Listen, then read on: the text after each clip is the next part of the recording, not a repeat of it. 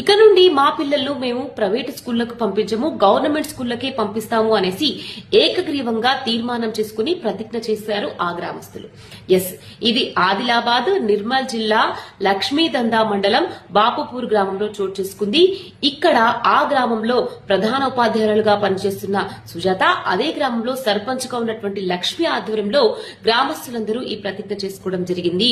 ఈ ప్రతిజ్ఞ చేసుకోవడానికి ప్రధాన కారణం ఏమిటంటే, మన గ్రామంలో మంచి స్కూల్ ఉంది, అందులో మంచి టీచర్స్, ఉన్నత విద్య చదివిన టీచర్స్ పిల్లలకి విద్య చెప్పడానికి వచ్చారు. అదేవిధంగా మధ్యాహ్న భోజన పథకం కూడా మనకు అందుబాటులో ఉంది. అలాంటప్పుడు మనం వేరే దూరం ఊర్లకు వెళ్లి కొన్ని లక్షల వేల ఫీజులు పెట్టి మన పిల్లల్ని ఎందుకు చదివించాలి? ఇక్కడే మన పిల్లల కోసం మంచి టీచర్స్ ఉన్నారు కాబట్టి ఇక్కడే గవర్నమెంట్ స్కూల్లో మన పిల్లల్ని చదివించాలి అనేసి వాళ్ళు ఇంత గొప్ప నిర్ణయం తీసుకున్నారు. ఈ నిర్ణయం పట్ల అందరూ హర్షం వ్యక్తం చేస్తున్నారు. ఈ మధ్య కాలంలో మనం చూసుకుంటే గనక ప్రైవేట్ టీచర్స్ లాగే గవర్నమెంట్ టీచర్స్ కూడా క్యాంపెయిన్ చేస్తున్నారు, మా పాఠశాలకు పంపించండి అనేసి. ఇలా గవర్నమెంట్ టీచర్స్ కూడా చాలా మంది పిల్లలు మా స్కూల్లో వచ్చి చదవాలని చాలా ఆసక్తి కనపరుస్తున్నారు. కాబట్టి వాళ్ళందరూ ఈ నిర్ణయం తీసుకోవడం జరిగింది. ఇదే విధంగా మిగిలిన గ్రామాలు కూడా ఇలాంటి నిర్ణయం తీసుకుంటే ఎంత బాగుంటుంది కదా.